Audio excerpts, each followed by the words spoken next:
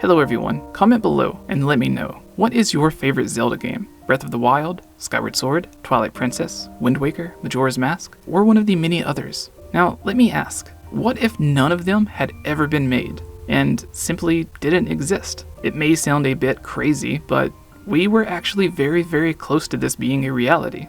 How? Well, it is all because of one tiny thing that happened at Nintendo. The Legend of Zelda Ocarina of Time has countless cancelled and unused content. We have well over a dozen videos on the topic, showing official interviews, announcements, and facts on screen to confirm everything we discuss, and clear up false information and popular misconceptions on Ocarina of Time's expansions and add-on content from Ura Zelda and Zelda Gaiden. Honestly, it seems like we are always learning new details while researching old interviews. Every time the topic is brought up, I always see fans wishing the actual complete version of Ocarina of Time released. All of those extra dungeons, quests, locations, and much more from its 2 disk drive expansions. Yes, 2. And yes, new locations, items, quests, and everything. Not just the remixed dungeons, which released in Master Quest. I have a video here which goes into more detail, but to quickly sum it up and explain to those who may not know, Ocarina of Time went through more changes and phases than any other Zelda game. Originally codenamed Zelda 64, it went from being developed for just a cartridge to being developed for the Nintendo 64 disk drive attachment. Then, for a while, 2 different versions were being developed simultaneously, as a cartridge and as a disk drive game.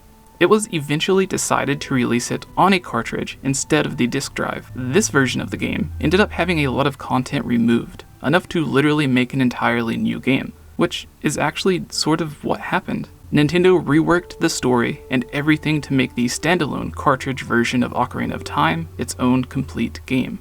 All of the extra content which was removed was reworked into a disk drive add-on expansion titled Ura Zelda, which just translates to Another Zelda.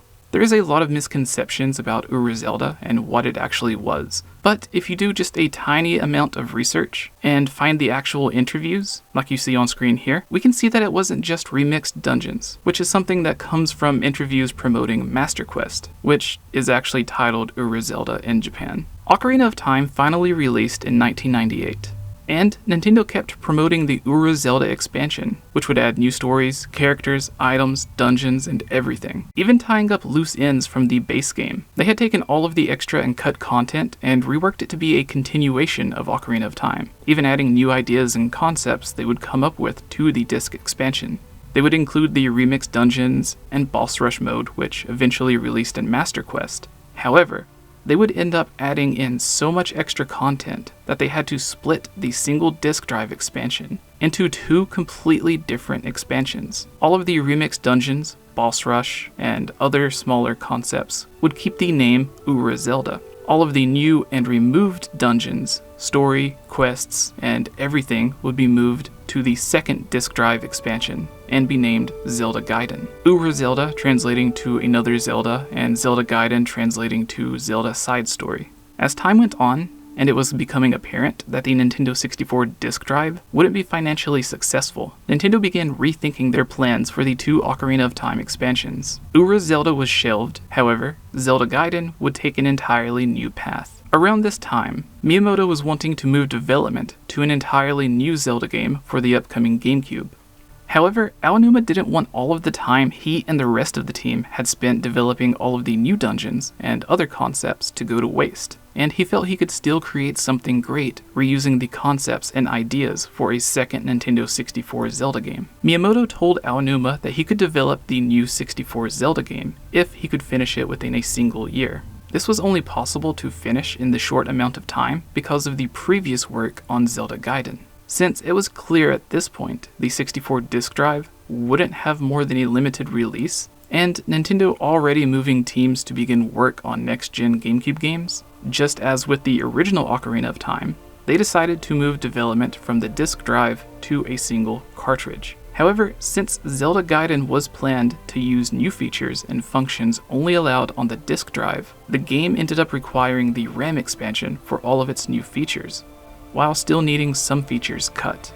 From interviews, we also find out that Koizumi even had one of his games cancelled so he could begin work on Gaiden. He ended up bringing a lot of features from his cancelled game to Gaiden, with the time system and Bomber's Notebook being a couple of the biggest. Eventually, Zelda Gaiden would be officially titled Majora's Mask and release in 2000. While Majora's Mask was in its final stages of development, Miyamoto had a small team, including Haruhana and Takazawa, begin developing ideas for a Zelda on GameCube. This became the famous Zelda tech demos shown off for GameCube at Nintendo Space World 2000 and E3 2001.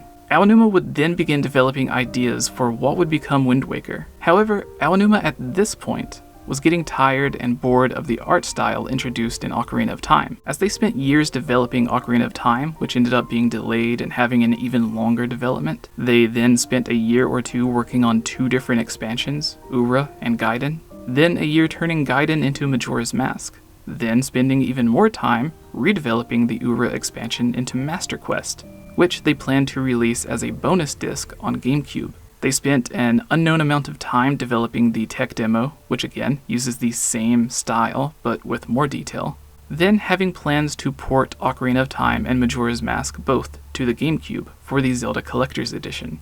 I can see why after spending almost 8 to 10 years on multiple ports, tech demos, expansions, full games, and who knows what else, Aonuma wanted to step away from once again reusing the same art style. This is the opposite of Miyamoto's thoughts though, as he wanted to continue with a similar art style. It was during a meeting with the Zelda team, while brainstorming which new direction to take the art style that would best allow for Link to easily show emotion. This is when the same artist who created most of the 2000 and 2001 tech demo, Haruhana, began sketching Link in different styles, and quickly finished the original rough draft of Toon Link. In a different interview, he states, "In the end, it finally came down to deciding on a more detailed version of Ocarina of Time, or this new Toon style." Eventually, Aonuma decided on Toon Link, as it reminded him of anime such as The Little Prince and the Eight-Headed Dragon, and My Neighbor Totoro.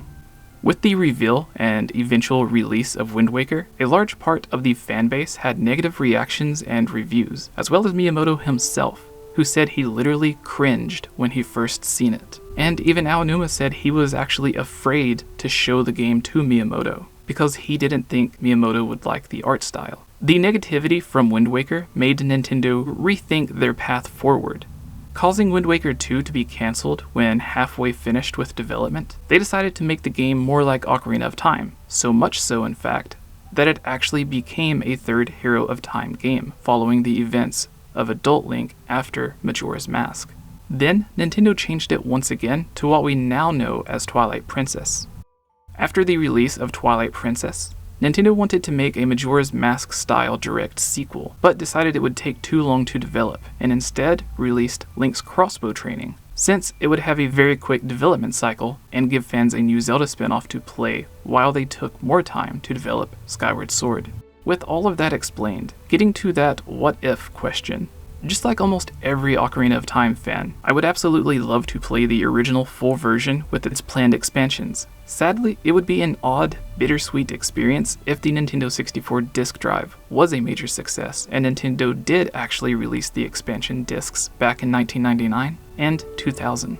The Zelda series would look completely different today, and most of our favorite Zelda games simply wouldn't exist. Since Aonuma only wanted to make Majora's Mask because he had all of the unused content he had spent years working on, if Gaiden would have released as it was originally planned as an expansion for Ocarina of Time, instead of being used for the foundation to make Majora's Mask, which remember, Miyamoto only gave him a single year to do, this would end with Aonuma likely not having that desire to make a second Zelda game on Nintendo 64. And even if he did, he wouldn't be able to make a completely brand new game for the Nintendo 64 in less than a single year. So he and his team would have just moved on after the expansions to work on the first GameCube Zelda game, as Miyamoto originally suggested. Since interviews have Aonuma and others saying that Wind Waker's art style was a result of being tired of all the different Zelda games sharing a similar look, plus Miyamoto still being very vocal about wanting to continue the Ocarina of Time art style, it would be more likely that they would end up developing a Zelda game using a similar style to that of the tech demo. And just like dominoes falling over one after the other, with no Toon Link art style, Nintendo doesn't receive the hate and negative feedback from Wind Waker, which led to Twilight Princess, and so on. We can see a clear and obvious connection between every home console Zelda game, and even some of the handhelds. Just as fans and even Miyamoto himself complained about Wind Waker's art style and young Toon Link, which led to the more realistic Twilight Princess with adult Link.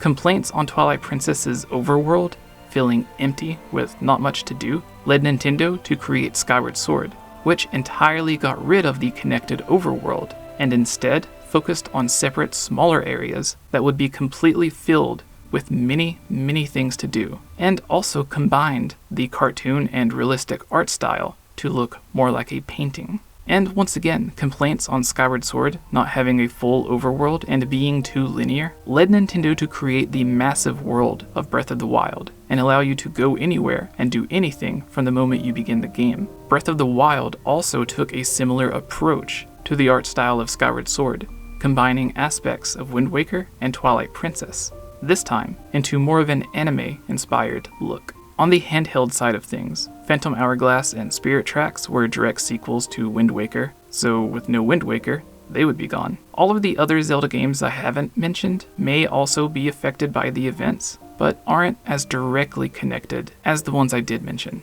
So what are your thoughts on this video? Do you agree or have your own opinion of what would have happened? If you want to see more videos on cancelled Zelda games, cut content, removed dungeons, bosses, weapons, and more, we have at least 20 or 30 videos covering every single Zelda game, and even other Nintendo games. A huge thank you to all of our Patreon supporters. If you're a fan of the channel, you can help support us on Patreon, where you can get a lot of great rewards. Have your questions featured on videos or the podcast, have your topic, theory, news, or anything else discussed as a topic on the podcast, sometimes join on the podcasts with us, be featured in a video, sometimes even watch videos early, and much more. I really need to say thank you, honestly beyond thank you, to the most generous Patreon supporter that I have, Shadow to Us. Thank you so much for everything. And thank you to everyone else on here as well. Justin Clark, Monica Spath, SOBERX, Endramoy, Joseph Stewart, Natsu, Wrecker1, Rusty Caulfield, Tremel Shefford, Ashton Wren, Blargnar, Chad Costin, David Guthman, Disappointment, Gus Calvo, Gene Pinna, Candy, Livable Christie, Mr. Monocled Metroid, only donated to hear Jesse speak my name, and ZAIN. Thank you all so much. Sadly, I've still been having some internet issues, but thanks to all of you on Patreon, hopefully everything will be fixed soon.